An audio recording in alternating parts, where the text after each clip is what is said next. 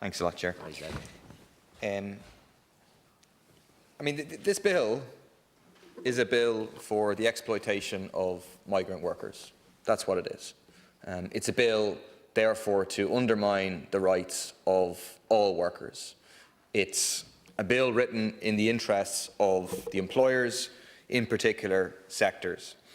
And evidence of that is contained in the fact that the very minimal recommendations that were made by the Committee on Enterprise, Trade and Employment, which I'm a part of, which were signed up to even by Fine Gael members of that committee, that those very minimal recommendations have been ignored. Minimal attempts to strengthen basic workers' rights have been ignored yet again by this right-wing government. Some of those recommendations included the proposal that workers on general employment permits would have the same rights as workers on critical skills permits, that they have the right to gain access to the labour market after 2 years instead of 5, that they be given better rights to family reunion, and family members would have the right to work. The committee also recommended against introducing the proposed new seasonal employment permit. This is very obviously intended as a carte blanche for employers in industries like hospitality and fruit picking to treat migrant workers like so much disposable cutlery, tools to be discarded without a second thought at the end of the season. And it isn't just people before profit, which is saying that the Minister has ignored workers' rights in this bill. It's the Irish Congress of Trade Unions, which says that the legislation addresses the needs of employers only, not workers, and has no proposals to enhance workers' rights. It's the Migrant Rights Centre of Ireland, representing many migrant workers in this country. They say that the committee's recommendations, quote, have been entirely ignored, leaving workers at risk of severe exploitation. To continue the quote, this bill as it currently stands is focused solely on increasing flexibility for employers with absolutely no attempt to protect workers' rights, end quote. That's the scandal. They're absolutely correct. 100% about flexibility for employers, absolutely nothing in terms of defending the rights of migrant workers and the rights of all workers in this country. Particularly cynical is the Department's ongoing refusal to provide anything near the level of resources required for the WRC to actually enforce workers' rights. Over 30,000 work permits have been issued so far this year, and yet the WRC only has around 50 inspectors across its entire remit, which is much broader than just dealing with these permits and rights connected with them. Minister, it's a joke on the same level as the 3 regulators allocated to oversee Anglo-Irish Bank and Bank of Ireland combined before the financial crash, or the current risible under-resourcing of the Data Protection Commissioner. They're all systems of state regulation designed to fail, so that big business can do whatever it likes, and who cares about the consequences for workers or for society as a whole. I wonder if the Minister at least has the decency to acknowledge that workers' rights have been disregarded in the drafting of this bill, and that he and his department and this government have entirely caved to the demands of employers and the employers' lobbyists on this. I note several returns in the lobbying register in relation to the employment permit system from former Fine Gael TD turned lobbyist Tom Neville. It seems he has been energetically lobbying his former colleagues in Fine Gael on this, including yourself, another Fine Gael Minister, Minister McEntee, on behalf of a recruitment agency of non-EEA workers, Workforce Ireland.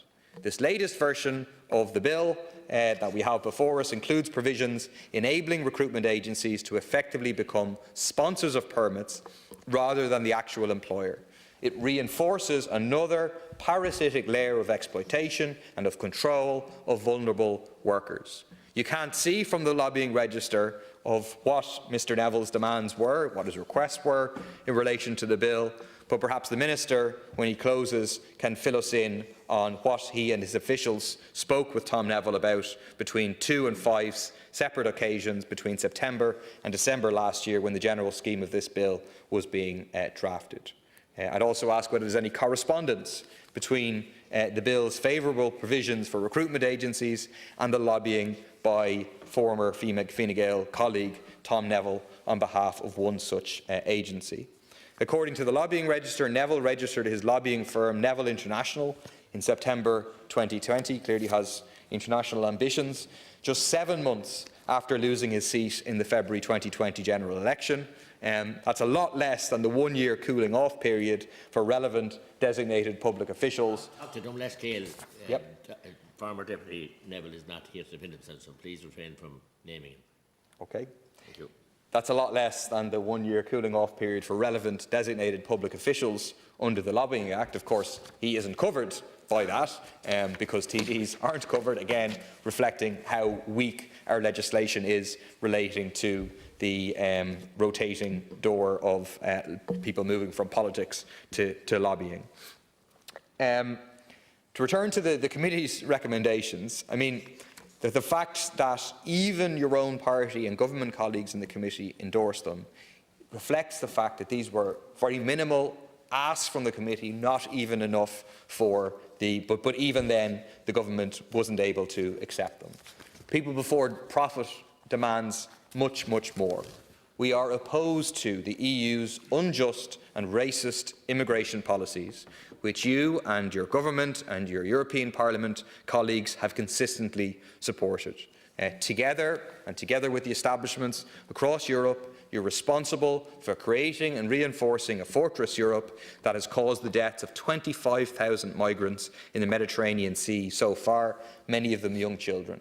Their only crime to seek a better life for themselves and their families, as generations of Irish people have also been forced to do. We want nothing less than equal and improved rights for all workers, regardless of nationality or immigration status. Equal pay and conditions for equal work are really entirely basic demands. It's an indictment of the capitalist system that we're still fighting for this in 2022, and that it is so generally accepted that migrant workers can be treated as less than and discriminated against purely on the basis of their nationality and their country of origin. So we are opposed to the whole system of employment permits. Tying workers to an employer for any period of time is a form of bonded labour that leaves them vulnerable to super exploitation. We will therefore be opposing this bill as it reinforces the state-sanctioned system of worker exploitation, which is what the system of employment permits really is. In doing nothing to meaningfully improve the rights of migrant workers, in reality the government undermines the rights of the whole working class. And that's the point, is that this is a battle for the entire working class. If we improve the rights of migrant workers, if we get rid of the super exploitation which is allowed, that benefits all workers. Whenever the horrific exploitation of the Turkish workers at Gama was exposed, was defeated by an organised struggle, by a strike led by socialists and the workers themselves, that was a blow for all workers. So similarly, the whole workers' movement needs to stand united against these permits, against this super exploitation of migrant workers, and for workers' rights for all.